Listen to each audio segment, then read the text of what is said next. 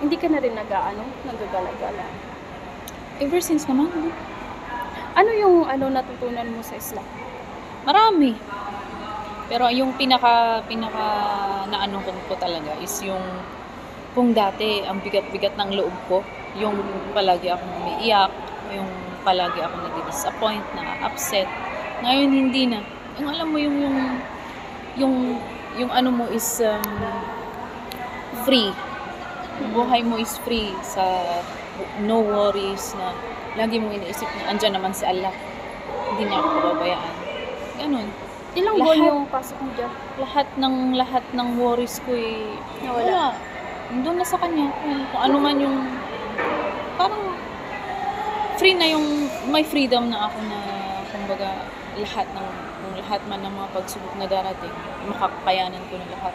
Hindi na katulad dati na